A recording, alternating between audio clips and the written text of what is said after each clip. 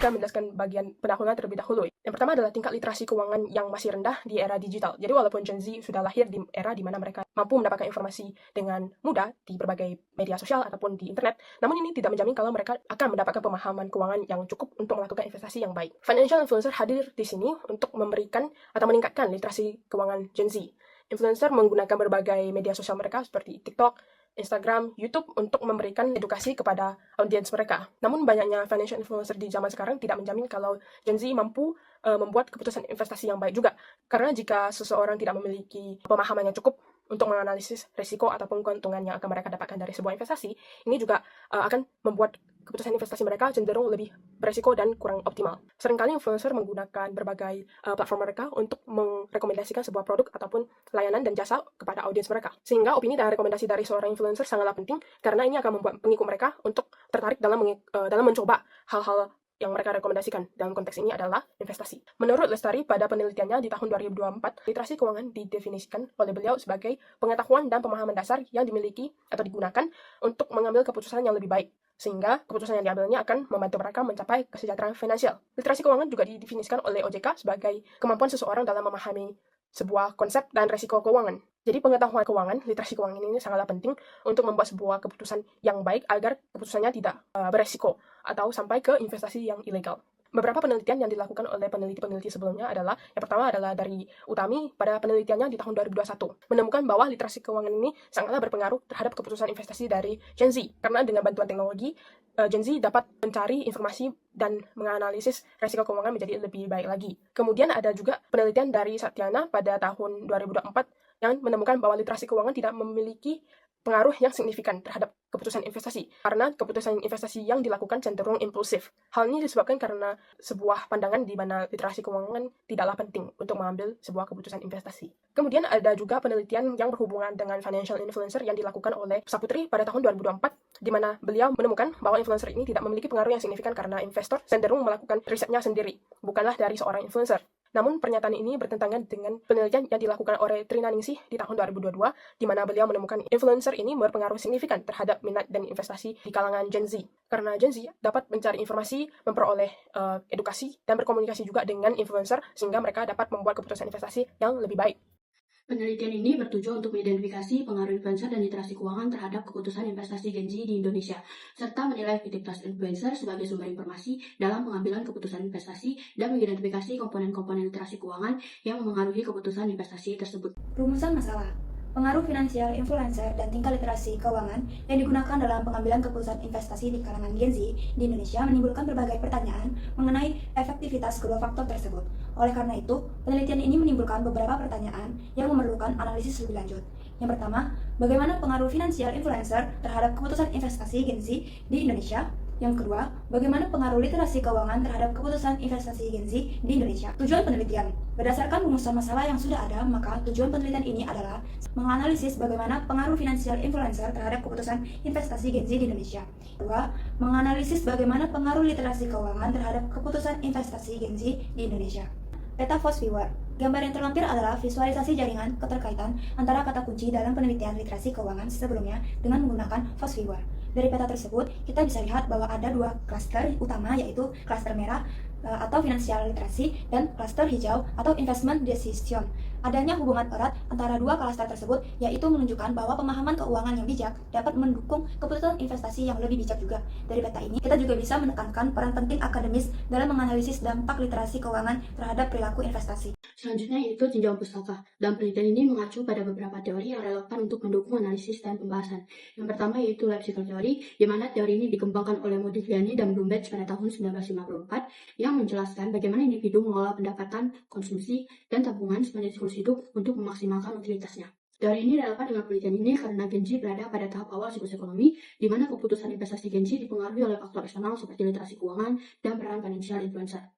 Kemudian menurut Sardi dan Mitchell di tahun 2017, berdasarkan life cycle theory, individu akan menyisihkan sebagian pendapatan mereka untuk berinvestasi. Namun, literasi keuangan yang rendah dapat menghambat pengambilan keputusan investasi yang optimal. Di sisi lain, financial influencer melalui media sosial juga mempengaruhi preferensi dan perilaku investasi Gen Z. Selain itu, teori ini juga menekankan pentingnya akan akumulasi kekayaan untuk mencapai kesejahteraan finansial di masa depan. Selanjutnya yaitu expected utility theory, di mana teori ini diperkenalkan oleh Paul Neumann dan Morgenstern di tahun 1944 yang menjelaskan bagaimana individu mengambil keputusan di tengah kondisi ketidakpastian dengan memiliki alternatif yang mampu memberikan utilitas maksimum sesuai dengan ekspektasi keuntungan dan risiko individu tersebut. Menurut Hans dan Draeger di penelitian mereka pada tahun 2019, teori ini relevan dengan keputusan investasi Gen Z. Penelitian ini yang melibatkan pertimbangan risiko dan keuntungan yang keputusannya dipengaruhi oleh tingkat literasi keuangan dan informasi yang didapatkan dari financial influencer. Keberadaan financial influencer membentuk persepsi risiko dan ekspektasi keuntungan yang dapat mempengaruhi preferensi investasi Gen Z.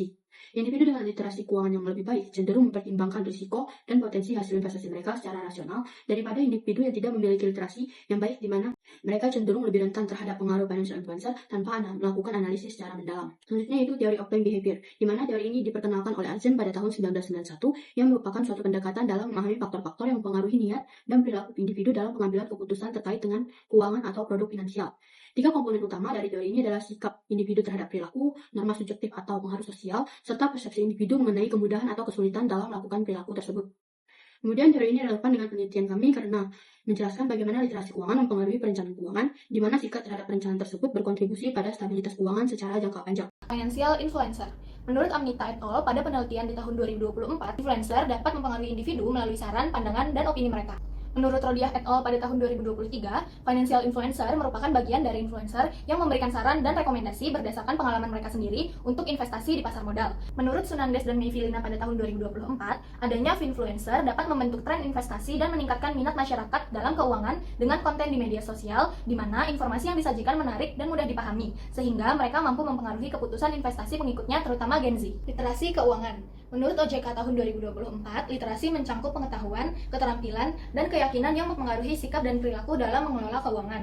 Pemahaman ini mencangkup produk keuangan, perencanaan keuangan, dan wawasan tentang investasi dan risiko. Menurut Theo Lancia di tahun 2024, pemahaman literasi keuangan yang baik sangatlah penting untuk mengambil keputusan tepat dan bijak. Investasi dan keputusan investasi.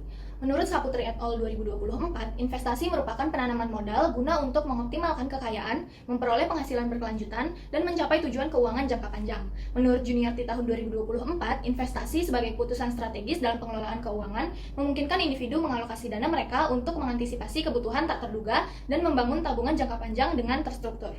Menurut Edward et al. Di tahun 2024, tujuan dari investasi adalah memperoleh imbal hasil sesuai dengan estimasi keuntungan yang diharapkan.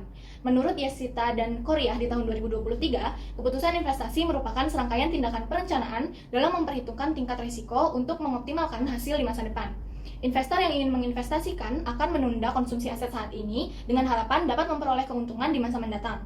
Keputusan ini bersifat strategis, mencangkup jangka waktu, jenis investasi, dan pemilihan perusahaan yang berpotensial untuk diinvestasikan. Berdasarkan teori serta penelitian sebelumnya, maka rumusan hipotesis pada penelitian ini adalah sebagai berikut. Hipotesis 1, diduga financial influencer berpengaruh positif dan signifikan terhadap keputusan investasi Gen Z di Indonesia. Hipotesis 2, diduga literasi keuangan berpengaruh positif dan signifikan terhadap keputusan investasi Gen Z di Indonesia. Bagian metode penelitian yang kami gunakan dalam studi ini, untuk objek penelitian kami mengkaji literatur yang membahas pengaruh financial influencer dan literasi keuangan terhadap keputusan investasi Gen Z. Kami mengumpulkan data dari berbagai sumber akademik seperti Google Scholar, Mendeley, Mirror Insight, dan Harvard Published on Paris, dan mengumpulkan berbagai artikel akademik yang relevan dengan topik penelitian ini. Dengan begitu, penelitian ini berfokus pada studi yang sudah ada saja sebagai dasar analisis kami. Kemudian, jenis penelitian. Penelitian ini menggunakan pendekatan kualitatif dengan metode tinjauan pustaka atau literatur review, yang artinya kami tidak melakukan survei secara langsung, tetapi menganalisis penelitian-penelitian terlebih dahulu, dan menyusun sintesis dari temuan-temuan yang telah dipublikasikan. Dengan metode ini, kami dapat menghubungkan berbagai perspektif yang sudah ada untuk memahami bagaimana financial influencer dan literasi keuangan berpengaruh terhadap keputusan investasi Gen Z. Untuk jenis data, penelitian ini menggunakan data sekunder. Kami tidak mengumpulkan data secara langsung dari responden, tetapi kami menggunakan artikel ilmiah, jurnal akademik, dan publikasi lain yang relevan dengan topik penelitian kami. Data ini diperoleh melalui pencarian literatur dengan kata kunci yang telah ditentukan. Lalu kami seleksi berdasarkan kesesuaiannya dengan topik penelitian agar tetap relevan dengan fokus studi kami. Kemudian, setelah data terkumpul, kami menggunakan analisis tematik untuk mengolahnya. Prosesnya terdiri dari 3 tahapan, yaitu reduksi data, yang dimana kami menyeleksi informasi penting dari jurnal-jurnal yang relevan untuk memastikan hanya data yang signifikan yang dapat kami gunakan. Yang kedua ada kategorisasi, yaitu mengelompokkan temuan-temuan berdasarkan tema utama seperti pengaruh influencer, literasi keuangan, perilaku investasi, dan Gen Z, sehingga lebih mudah untuk dianalisis. Yang ketiga ada interpretasi data, yaitu menarik kesimpulan dari pola yang ditemukan dan menghubungkan dengan teori yang telah ada untuk mendapatkan pemahaman yang lebih dalam.